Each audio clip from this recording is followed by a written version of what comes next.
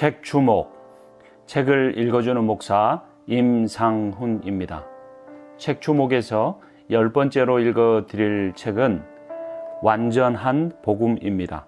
매트 챈들러 목사님과 제라드 윌슨 목사님이 쓰신 책입니다. 매트 챈들러 목사님은 댈러스에 위치한 빌리지 교회 대표 목사로서 미국의 복음주의를 이끄는 차세대 설교자 중 한 사람입니다.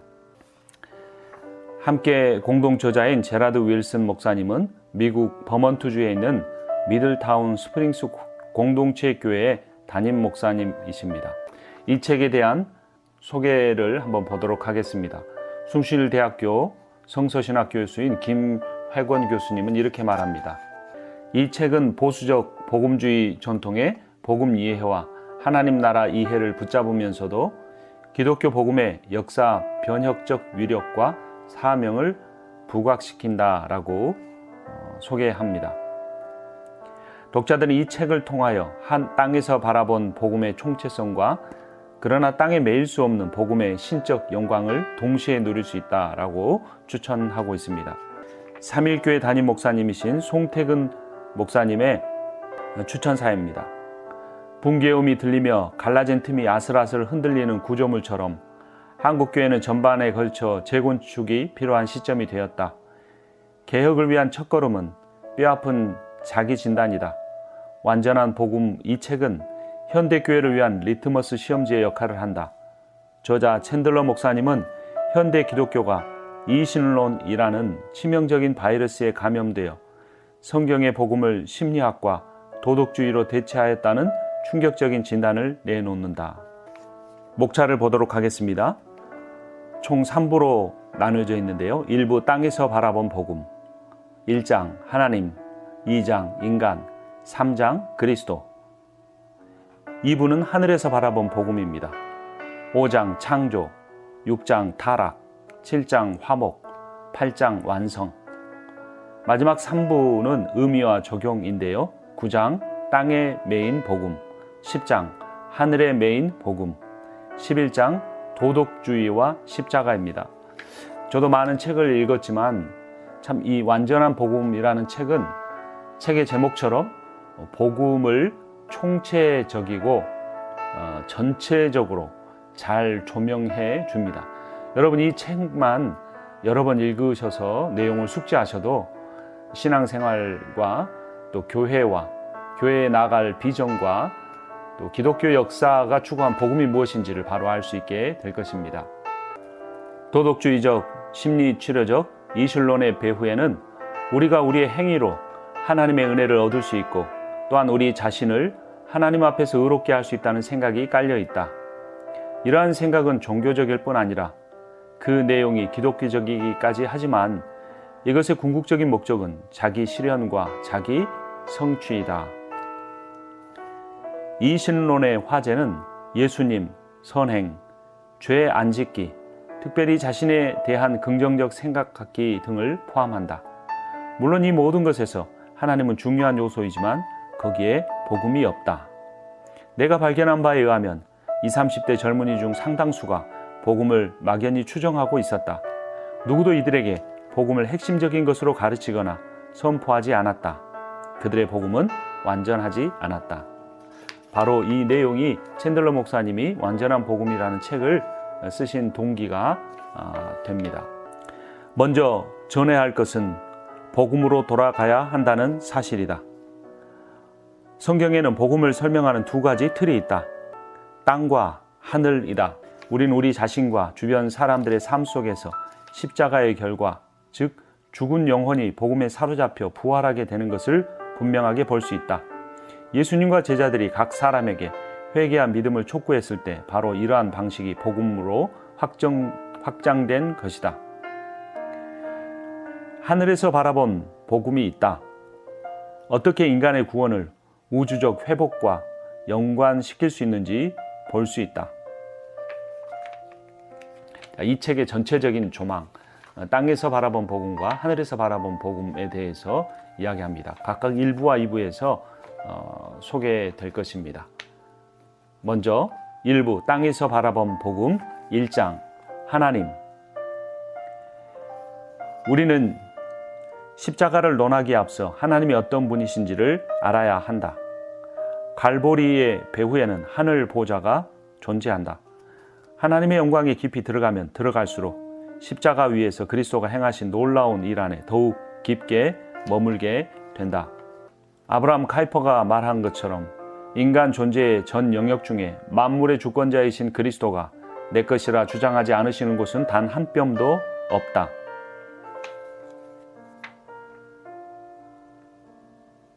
인간은 어디까지나 하위 창조자일 뿐이며 인간이 만든 최고의 창조물이라 할지라도 그것은 어디까지나 하위 창조물일 뿐이다. 우리의 정신에는 경이로운 상상력이 담겨 있고 우리의 손에는 믿기 힘들 정도의 놀라운 기술력이 깃들어 있다. 하지만 우리는 원재료를 창조해 내지는 못한다. 그러나 하나님은 모든 것을 무로부터 창조하셨다. 하나님의 창조력은 너무나도 풍성하고 광범위하여 초월적이어서 무엇을 원하신다는 말씀 한마디면 그것은 존재하게 된다. 그분은 원하는 무엇이라도 무로부터 창조할 수 있다. 하나님의 부요함을 비견할 만한 인간의 범주는 없다.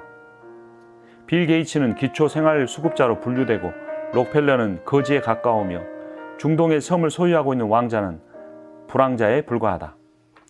하나님의 부유하심에 비교해 볼 때 인간의 가장 최고의 부를 소유한 자들도 이러한 존재에 불과하다는 내용입니다. 하나님의 주권적 지식, 하나님의 지혜와 지식은 얼마나 깊을까? 하나님은 과거와 미래의 역사적 사실들을 모두 알고 계신다.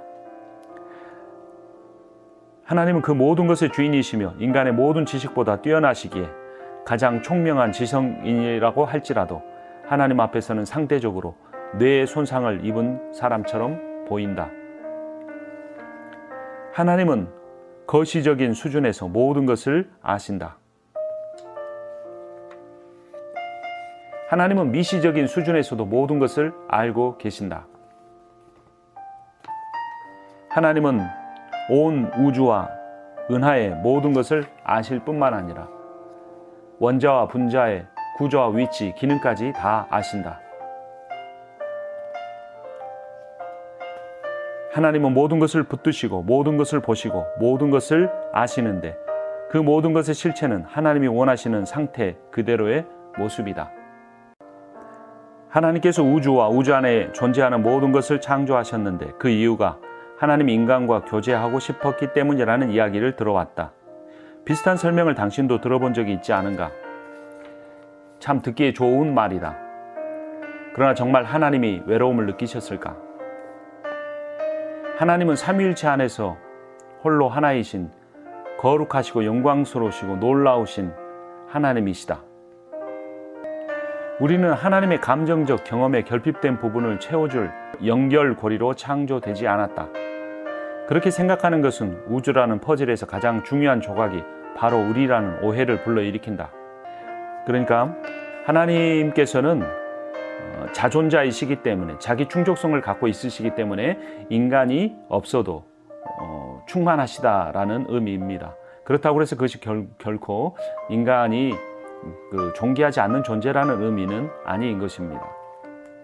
하나님께서 완전한 분이심에도 불구하고 인간이 없어도 온전한 분이심에도 불구하고 인간을 창조하셔서 그분 우리와 교제하시려고 하신 것은 하나님이 꼭 우리가 필요해서가 아니라 하나님이 우리를 창조하셨기 때문에 사랑하시는 그 이유 때문인 것입니다.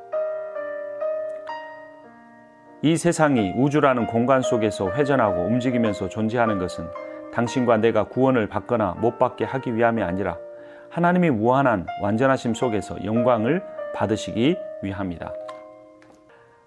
온 우주는 하나님의 영광으로 가득 차 있다. 하나님의 영광은 반드시 성취되어야만 하는 하나님의 비전이자 계획이다.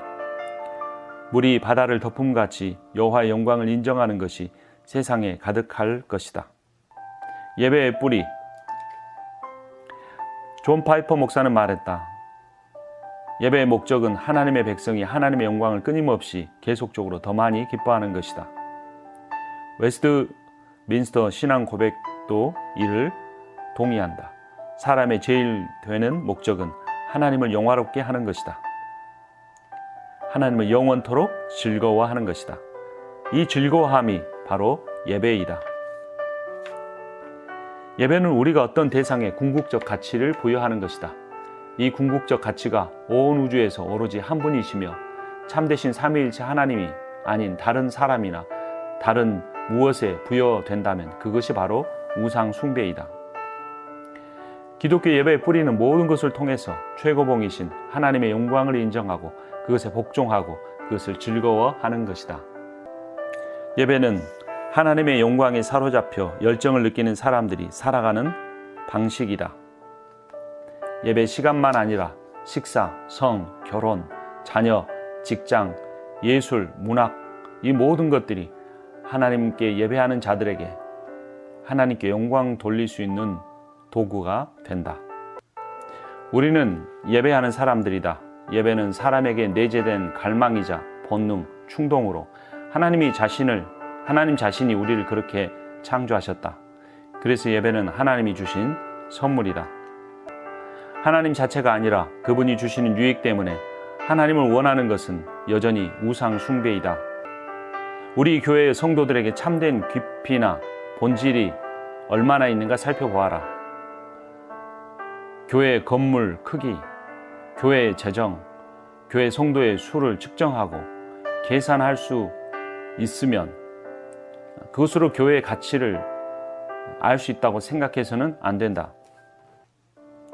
그러나 오늘날 기독교에 만연한 이런 사고방식은 성경적, 선교적 관점으로 봤을 때 왜곡되고 변질된 것이 분명하다. 말씀을 가르치는 사람이 우리에게 하나님의 준엄하심에 대해 설명하기를 두려워한다면 그는 우리를 배반하는 것이고 우리보다 자기 자신을 더욱 사랑하는 것이다. 자녀에게 찻길이나 수영장의 위험을 가르쳐주지 않는 것이 사랑이 아닌 것처럼 하나님의 준엄하심에 대해 경고하지 않는 것은 사랑이 아니다. 모든 죄에는 하나님의 준엄하심이 따른다. 어느 누구도 여기에서 제외될 수 없다. 주일학교 성경구절 하나를 더 언급해야겠다. 모든 사람이 죄를 범하였음에 하나님의 영광에 이르지 못하더니 죄를 짓는 모든 죄인은 하나님의 영광에 이르지 못하고 따라서 영원하신 하나님의 준엄하심을 받아 마땅하다. 지옥은 하나님의 선하심이나 축복이 없는 곳이다. 예수님은 하나님의 백성이 아닌 자들이 거기서 울며 이를 갈게 되리라고 말씀하셨다. 거기는 그 어떤 생물도 죽지 않는다. 하나님보다 못한 어떤 것을 행복하고 찬란하고 어여쁘게 보는 것, 심지어 하나님 자신이 우리에게 즐기도록 허락하신 것이라도 지향하거나 단 한순간이라도 하나님이 아닌 다른 무엇을 향한 예배에 빠져든다면 우리는 하나님의 부재를 더 선호한다고 선언하는 것이다. 이것은 교만이고 비록 그것이 조각만큼의 작은 교만이라도 교만에 마땅한 최종 결과는 하나님이 계시지 않는 그곳이다. 그리고 솔직히 교만이 조각만큼만 있는 사람은 아무도 없다. 하나님의 준엄하심을 싫어하는 사람들은 하나님은 사랑이시다라고 말한다. 물론 하나님은 사랑이시다.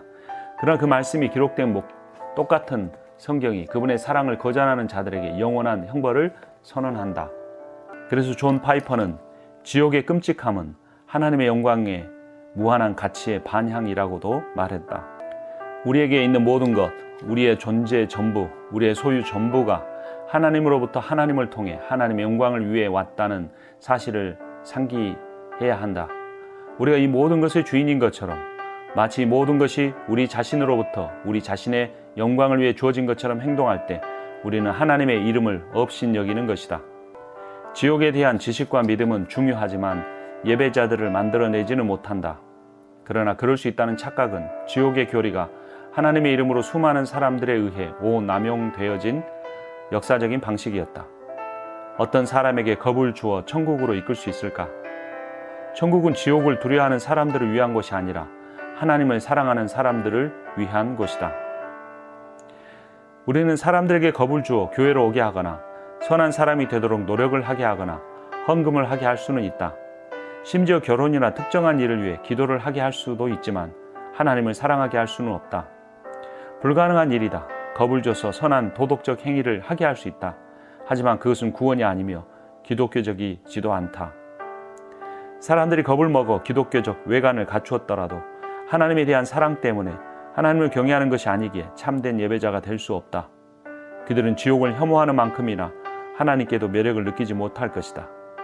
십자가가 우리의 죄의 깊이를 드러낸다는 사실을 깨닫기 전까지는 그리스도가 십자가 위에서 이루신 일은 우리를 변화시키는 사랑으로 드러나지 않을 것이다.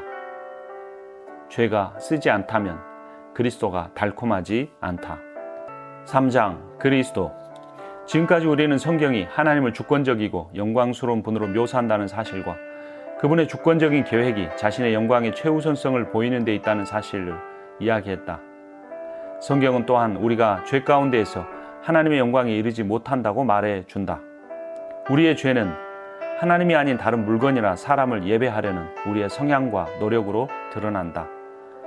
자신의 영광을 위한 하나님의 열심과 그분의 완벽하신 의를 생각할 때 우리의 우상 숭배에 대한 하나님의 반응은 진노, 즉 우리로 하여금 지옥에서 영원히 의식적인 고통을 받도록 하는 영원한 심판이 되어야 한다. 하나님의 율법은 우리의 부패성을 드러내지만 고칠 수는 없다. 은혜로 들어가라. 하나님의 인자하심을 보라. 그분은 자신의 자녀들을 사랑하시고 따라서 인내하시고 이들이 모두 회개하고 돌아오기를 바라신다. 복음이 우리를 인도하는 곳은 하나님의 인자하심과 준엄하심이 만나는 장소다. 그 장소는 바로 십자가, 은혜와 진노가 교차하는 장소다. 이 수치와 승리의 장소에서 오랫도록 기다려온 메시아, 인간 나사렛 예수의 몸을 입고 오신 하나님이 자신의 죽으심을 통해 공의를 만족시키고 우리의 구원을 보장하기 위해 필요한 피의 속죄를 제공해 주셨다. 이 잔은 내 피로 세우는 새 언약이니 곧 너희를 위하여 붓는 것이라. 예수 그리스도께서 말씀하셨다. 예수께서는 이 말씀을 마치시고 겟세마네 동산으로 가셨다. 그리고 기도하셨다. 만일 아버지의 뜻이거든 이 잔을 내게서 옮기시옵소서. 십자가형은 기본적으로 사람을 때리고 매다는 것이다. 단 오랜 시간을 두고 그 사람의 폐에 피가 차올라 자기 체에게 익사하게 하는 것이다. 하층민까지도 와서 얼굴에 침을 뱉고 욕하며 비웃었다. 육신을 입으신 하나님이 이 모든 일을 당하셨다. 그들은 그렇게 하고 난 후에야 예수님을 십자가로 데려가 손과 발에 못을 박았다. 그리스도의 십자가는, 그리스도의 죽으심은 하나님의 생각이었다. 그리고 이제 십자가는 구원에 대하여 우리가 믿는 모든 것의 중심으로 서 있다. 예수님의 십자가의 죽음은 인간의 죄 때문이었다. 죄가 더럽기에 죄인도 더럽다. 우리는 더러운 손으로도 하나님의 앞에 똑바르고 순전하게 설 수 있다고 생각하면서 하나님의 이름을 업신여기지만 하나님은 이를 허용하지 않으실 것이다.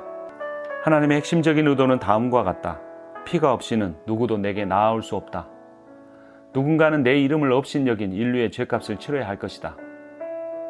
피 흘림이 없으면 사함이 없다. 예수님은 하나님의 어린 양이 되셨다.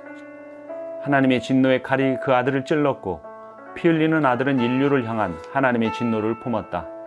인간의 죄악이 예수님의 머리 위에 놓였기에 그분의 육체적 죽으심을 통해 인류의 죄악은 사라질 것이다. 이것이 보라 세상 죄를 지고 가는 하나님의 어린 양이로다 라고 세례 요한이 선포한 복음의 의미였다.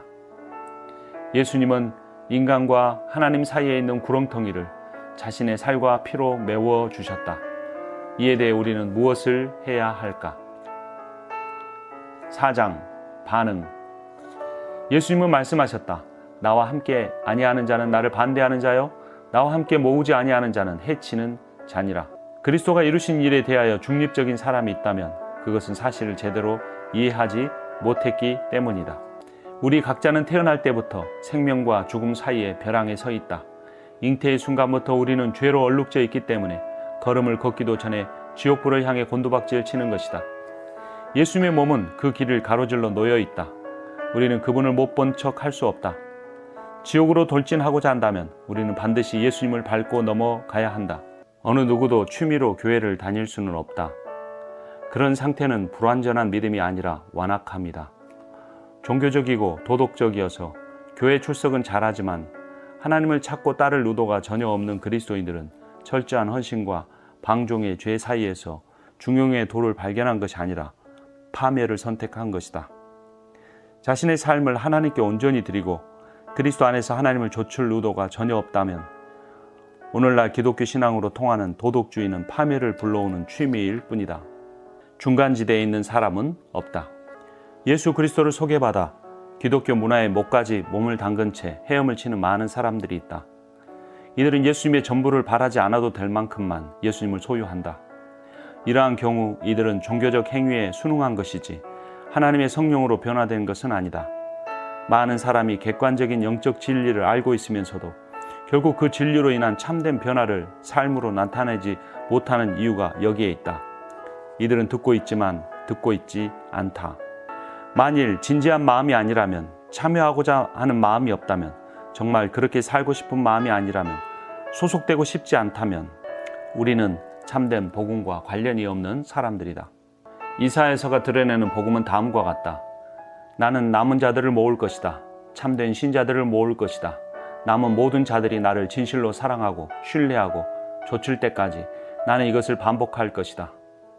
이사야는 열매 맺도록 부름받은 것이 아니라 다만 신실하도록 부름받았다. 실제로 하나님은 그에게 열매를 거두지 못할 것이라고 말씀하셨다. 하나님이 그에게 주신 주된 임무는 성공이 아니라 성실이었다. 그는 듣기는 들어도 끝까지 깨닫지 못하고 보기는 보아도 끝내 알지 못할 사람들에게 말씀을 선포하도록 보냄을 받은 것이다. 하나님은 이렇게 말씀하신다. 너는 신실하게 선포하겠지만 그들은 지속적으로 거절할 것이다. 그렇게 내가 역사할 것이다. 이사야가 오늘날 활동하는 사역자였다면 그는 완벽한 실패자로 낙인 찍혔을 것이다. 예레미야도 완벽한 실패자였을 것이다. 모세는 약속의 땅에 들어가지 못했다. 세례 요한은 예수님의 사역을 보지 못했다. 우리는 이들의 사역을 성공적이라 생각하지 않을 것이다. 열매가 없어 보이는 사역이 성경에 끊임없이 등장한다. 우리는 우리 사역의 수적 성장과 열정적 반응이 언제나 성공의 표식이 된다는 생각을 경계해야 한다. 성경은 그러한 생각을 지지하지 않는다. 신실함이 성공이고 순종이 성공이다. 수적 성장과 대단한 열정이 있다고 해서 그것이 하나님의 역사가 아니라거나 하나님이 움직인 것이 아니라고 말할 수는 없다. 강조하고 싶은 것은 지금 우리가 이름을 한 번도 들어보지 못했지만 영광의 날이 이르렀을 때 그의 거처를 보고 깜짝 놀랄 어느 시골에서 매주 9명의 교인들에게 신실하게 복음을 전하는 나이 많은 사역자가 있음을 장담할 수 있다는 사실이다. 복음을 전하는 자는 자신의 선포에 책임을 져야 하지만 변화시키는 능력은 하나님께 있다. 복음의 메시지가 선포되면 누군가는 그리스도를 믿음으로 반응하지만 또 다른 누군가는 그저 들을 수 없을 뿐이다. 복 있는 사람은 하나님이 열어주셨기에 볼 수 있는 눈과 들을 수 있는 귀를 가진 사람이다. 복음의 능력은 듣는 자의 마음에 예수 그리스도의 구원하시는 능력을 적용하시는 성령께 있다. 우리는 기독교를 모든 사람이 좋아할 만큼 멋있는 것으로 만들 수 없다. 헛걸음이다. 바람을 잡으려는 노력일 뿐이다. 우리는 신앙에 다른 색을 입힐 수 없다. 사실 우리는 어떤 도움도 되지 않는다. 기독교 신앙을 바꿔보려는 모든 노력은 악으로 이어진다. 복음을 조정해 사람들의 구미에 맞게끔 더욱 매력적으로 만들려는 모든 시도는 어리석은 일이다. 이것은 대본에서 자유신학이 맡은 유일한 배역이다. 예수 그리스도의 속죄 사역은 잔혹하니 없애버리자. 지옥은 공격적이니 없애버리자. 기독교를 바꾸는 것으로 우리가 기독교를 구원하자. 하지만 베드로는 고대의 여러 나라에서 온 사람들이 모인 예루살렘이라는 사도행전 2장의 도시적 상황에서 다음과 같이 선언한다. 너희가 그분을 죽였다. 이 우주의 위대하신 유일한 참 하나님을 너희가 십자가에 못 박아 죽였다. 사도들이 한 일은 복음을 전한 것뿐이었는데 사람들은 마음에 찔림을 받았다. 사람들은 알기 원했다.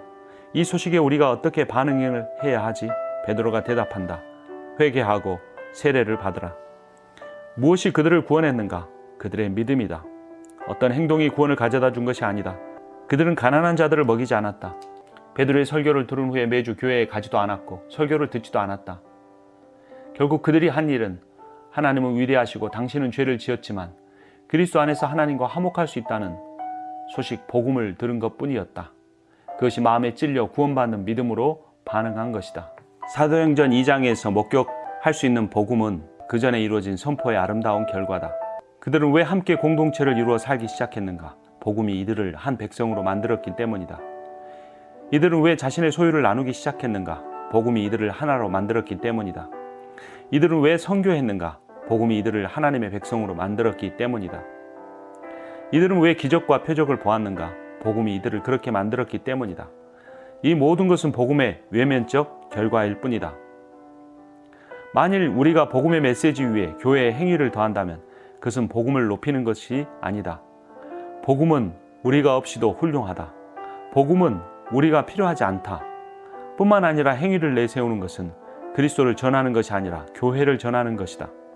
우리의 소망은 이 세상의 모든 가난한 사람이 배부르는 것이 아니다. 그러한 일이 일어나지는 않을 것이다. 그렇다고 우리가 가난한 사람들을 먹이지도 돕지도 말아야 한다는 뜻은 아니다. 구원이 부른 배나 고등교육 혹은 다른 어떤 것과도 동일하지 않다는 의미이다.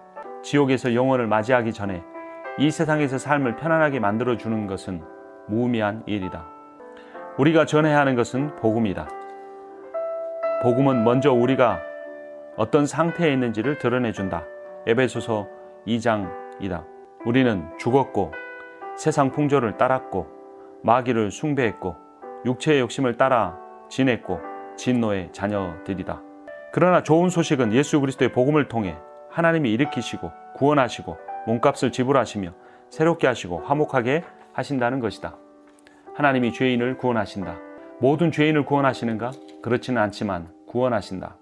매일같이 점점 더 굳어져가는 마음이 있더라도 그것은 어디까지나 하나님의 궁휼하심의 다이너마이트처럼 그 마음을 깨트리기 이전까지이다. 나는 예수 그리스도의 복음에 어떻게 반응하고 있는가? 나의 마음이 순종을 향하여 움직이고 있는가? 아니면 예수님이 내게 상투적 문구가 되어가고 계신가? 나는 단순히 예수님을 아는 것에 그치고 있는가? 아니면 더더욱 그분을 예배하고 다른 사람들에게 전하며 나의 삶을 전적으로 그분께 드리고 싶어 하는가?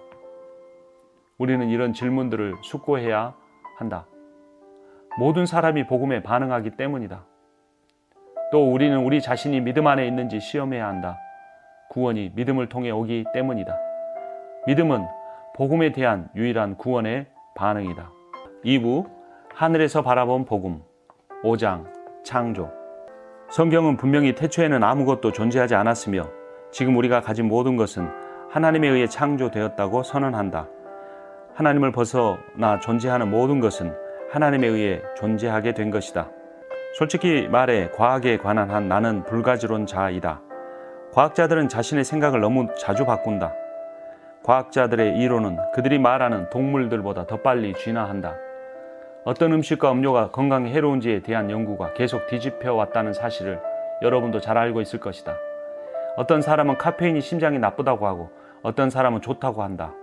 새로 모은 자료들이 기존의 자료가 지지해온 가설에 반대되는 경우를 생각해 보라. 효능이 나타나지 않은 특정 의약품의 신비한 현상에 대한 오랜 연구는 과학자들로 하여금 우리가 초등학교에서부터 가르치고 있는 과학적 방법 자체에 대해 의심을 품게 만든다. 과학적 방법은 우리가 결론을 내릴 수 있도록 도와주는 하나의 의도된 체계다. 하지만 그런 결론을 얻기는 힘들다. 과학의 문제이자 재미는 고려해야 할 사항이 늘 있다는 것이다. 그래서 과학자들은 계속 새로운 이론을 만들거나 적어도 이전의 이론에 대한 새로운 관점과 변형을 염두에 두어야 한다. 과학자들은 다만 관점에 따라 1만 년에서 100억 년이 될 수 있는 시간 동안 흩어진 자료를 모아 가설에 또 다른 가설을 다시 세워야 한다. 칼 포퍼는 이렇게 설명했다. 과학은 그 방식을 신뢰하는 사람들이 믿는 대로 관찰이나 자료의 수집에서 시작하지 않는다.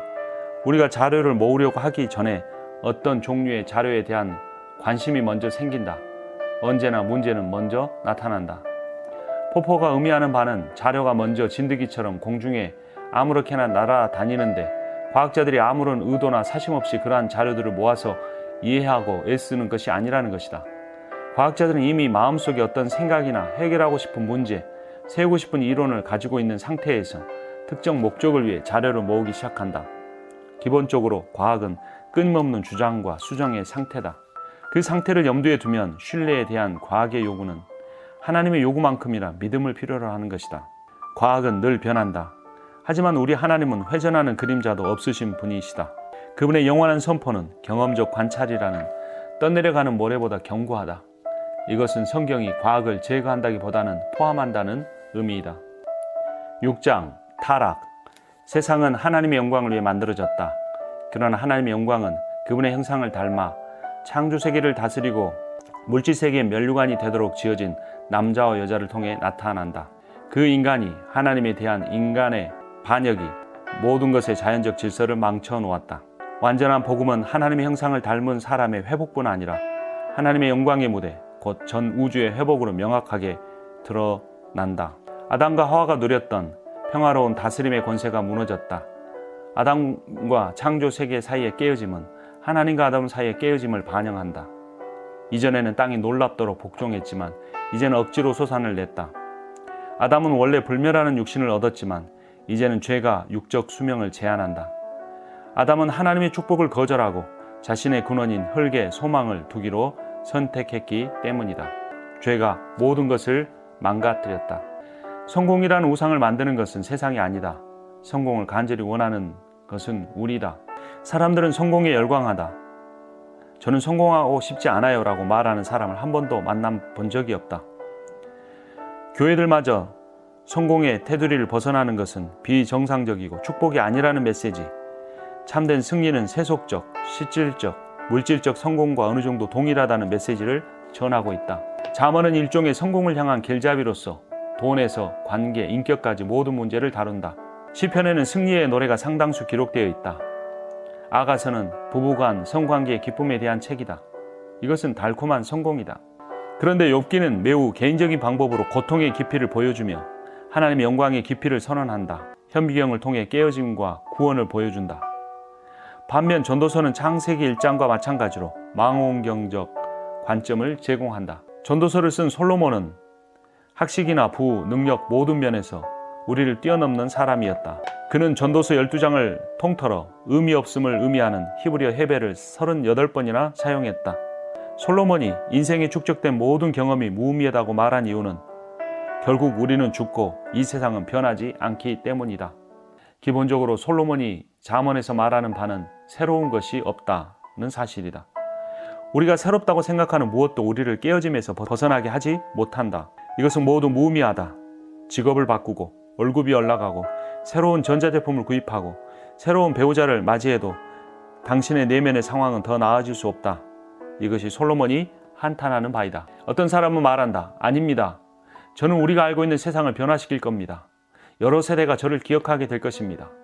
하지만 솔로몬은 대답한다. 아니요. 당신은 결국 죽을 것이고 아무도 당신을 기억하지 않을 것이요. 솔로몬은 자신의 부와 능력, 지혜와 오감을 사용해 세상에 일어나는 모든 일에 참여했다. 그리고 마침내 모든 것이 절대적으로 무의미하다고 결론을 내렸다. 솔로몬은 이미 모든 것을 다 해 보았다. 그리고 깨달았다. 우리의 인생의 참된 의미가 세상의 구조 바깥에 놓여 있다는 사실이다. 키에르케고르는 죄악이란 절망으로 인해 하나님 앞에 자신을 고스란히 드러내고 싶지 않은 상태이다라고 했다. 죄가 자신의 가치를 하나님이 아닌 다른 것 위에 세우는 일이라는 의미이다. 당신은 재산을 축적하기 위해 하루에 15시간씩 일을 하느라 거의 들어가 보지도 못할 집을 살 수 있다.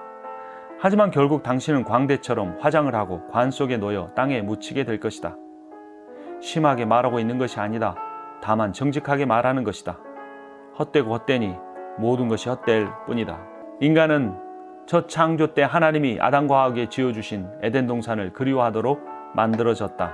인간은 그것을 자신의 힘으로 복원해 보려고 노력한다. 그러나 그것은 헛된 것이다. 헛됨이라는 주제를 갖고 있는 잠언을 지은 저자 솔로몬은 성전을 지었다. 이 성전은 건축하는 데만 7년이 걸렸다. 황금과 보석으로 덮어 화려하게 장식한 솔로몬 성전은 고대 세계의 불가사의 중 하나로 손꼽힌다. 솔로몬은 자신의 궁전을 짓는 데에는 14년을 사용했다. 그러나 결국 솔로몬은 그 모든 것이 무의미했다고 결론 짓는다. 인간이 에덴 동산에서 누렸던 것은 물질적인 완벽함 뿐만 아니라 하나님과의 관계가 샬롬이었다는 사실이다. 인간의 마음속에는 하나님이 에덴에서 그들에게 주셨던 샬롬의 흔적이 있다. 우리의 마음속에 샬롬의 모양으로 난 이 구멍은 하나님의 샬롬으로만 다시 채워질 수 있다. 우리는 하나님을 다른 사람의 기쁨을 깨뜨리시는 우주적 존재로 생각하지만 성경에 따르면 하나님은 행복과 기쁨을 부르짖는 우리 존재의 중심에 자리한 이 깊은 갈망을 채워주시기를 원하신다. 바라는 것과 필요한 것이 있다. 바라는 것은 변할 수 있지만 필요한 것은 절대로 변하지 않는다. 나이가 들어가면서 다르게 보일 뿐 갈망은 늘 똑같다. 인간은 자신의 행복과 즐거움을 추구한다. 이러한 필요는 잘못된 것이 아니다. 단지 우리가 그것을 충족시키기 위해 예수님을 떠나 얻으려고 하는 방식들이 잘못된 것이다. 모든 사람은 의미와 중요성, 행복을 찾는다. 행복은 우리가 하는 모든 일의 배후에 위치한 원동력이다. 우리는 우리의 죄로 말미암아 그 행복을 잃어버렸다. 로마서 1장 23절은 죄가 세상에 들어와 세상을 부서뜨렸을 때 당신과 내가 무한하신 창조주 하나님을 그분의 창조 세계와 맞바꾸었다고 이야기한다. 우리는 영원하고 영혼을 만족시키는 것 대신 일시적이고 잠깐적인 즐거움에 만족하기 시작한 것이다. 대부분 궁극적으로 자신을 행복하게 만들기 위해서는 이미 가진 것보다 더 가져야 한다는 환상을 가지고 있다. 그러나 전도서 3장 11절은 말한다. 하나님이 사람들에게 영혼을 사모하는 마음을 주셨다. 행복에 관한, 영원히 바뀌지 않는 행복에 관한 기억이 있다. 한때 사람 안에는 참된 행복이 있었으나 지금은 흔적과 빈 자취로만 남아있다. 이 무한한 심연은 오로지 무한하고 불변하는 대상, 즉 하나님 자신으로만 채울 수 있다. 예수님은 말씀하셨다. 잘 들어라. 내가 주는 물을 마시는 사람은 영원히 목마르지 않을 것이다. 예수 그리스도께서 하나님이 에덴 동산에서 허락하셨던 그 참된 회복을, 그 참된 행복에 대한 목마름을 채워주실 수 있다고 선언하신 것이다. 그리스도께 복종한 사람만이 궁극적 행복이라는 영혼의 만족을 경험할 수 있다. 우리의 마음의 패인 그 우주의 심연보다 더 깊은 공간은 일시적인 것으로는, 세상적인 것으로는 메울 수 없다. 영원을 필요로 한다. 죽음과 고통, 괴로움은 이 세상 무언가가 깨어져 있다는 사실을 우리에게 말해준다. 죄는 단순히 개인적인 문제가 아니라 우주적인 문제이다. 이 세상의 모든 선한 것들은 하나님을 떠나서 만족할 수 없을 만큼 깨어져 있다. 욥기가 모든 것을 잃은 사람에 관한 책이라면 전도서는 모든 것을 얻은 사람에 관한 책이다. 모든 것을 가진 이 사람은 세상이 슬픔으로 가득하다고 느낀다. 모든 것이 엉망이다. 구조 전체와 각 부분이 모두 결핍되어 있다. 전도서가 보여주는 사실이 이것이다. 우리의 마음에는 샬롬이 없고 세상에도 샬롬이 없다. 우리에게는 우리 모두보다, 이 우주보다 더 큰 구원이 필요하다. 7장 화목. 청지기가 타락했기 때문에 전 지구가 타락한 것이다. 하나님의 구속 계획은 거대하다. 세상을 향한 하나님의 비전은 파괴가 아니라 구속과 회복이다. 물이 바다를 덮음같이 여호와의 영광을 인정하는 것이 온 세상에 가득하게 될 것이다. 죄의 얼룩이 창조 세계에 영향을 미쳤다. 예수님은 인간의 불순종과 반역으로 인해 깨어진 이 온 우주를 회복시켜 주실 것이다. 예수님이 나라의 회복, 즉 개인적 변화와 그 이상을 포함한 회복을 선언하셨다.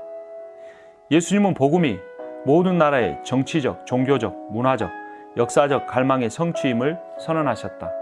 예수님이 죄를 용서하시고 죽은 자를 살리셨을 때 그것은 복음이 거듭남일 뿐 아니라 죄와 죽음에 대한 정복임을 선언하신 것이다. 피조물 안에 무언가가 나타나 잘못된 것을 끝내고 모든 것을 제자리로 회복시키리라는 갈망과 기대가 있다. 자유함을 입고 양자가 되고 구속을 경험하라. 예수 그리스도로 말미암아, 특별히 예수 그리스도의 십자가와 부활로 말미암아 하나님과 화목을 이루라. 복음이신 예수 그리스도를 받아들일 때 그 일이 가능하게 된다. 그리스도가 머리이시다. 그리스도가 근본이시다. 그리스도가 먼저 나신 이시다. 그리스도가 으뜸이셔야 한다. 완전한 복음은 아들의 으뜸 되심을 선포함으로 하나님의 영광을 확대한다. 십자가의 피로 가능해진 샬롬의 화평이 만물을 덮는다. 십자가는 하나님께 이르는 달이다. 십자가는 만물의 회복에 이르는 달이다. 십자가는 에덴의 봉쇄된 문을 부수는 공성태이다.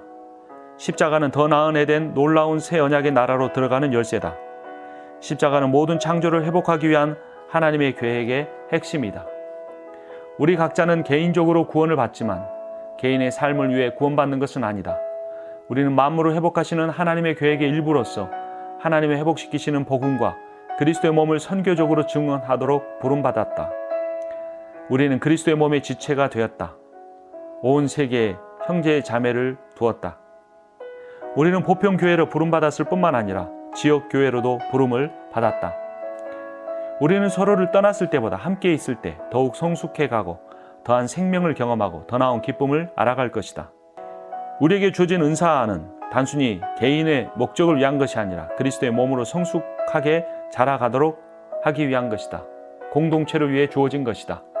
서로에게 화목됨으로 그리스도의 몸을 세우는 것이다. 우리는 화목하게 하기 위하여 화목되었다. 복음이 개인적인 동시에 우주적이라면 지상 명령은 만물을 회복하시는 하나님의 선교에 우리를 동참시킨다. 지상 명령은 결국 가서 제자를 삼아라이지 가서 회심을 시켜라가 아니다. 사회학자들에 따르면 사회에는 9개의 영역이 있는데 바로 경제, 농업, 교육, 의료, 과학, 기술, 방송, 통신, 예술, 오락, 정치, 정의, 그리고 가정이다. 선교적 능력은 우리가 선한 의도가 아니라 복음 그 자체로부터 나온다. 이러한 인식은 우리에게 선교적 겸손을 요구한다. 우리는 변화시키지 못한다. 오직 하나님만이 하신다. 새롭게 하는 것은 우리가 아니다. 도시를 새롭게 하는 것은 우리의 행위가 아니라 회복을 일으키는 십자가이다. 우리는 단지 하나님께 순종하도록 부름받았다. 완전한 복음은 그리스도인을 교회 밖으로 향하게 한다.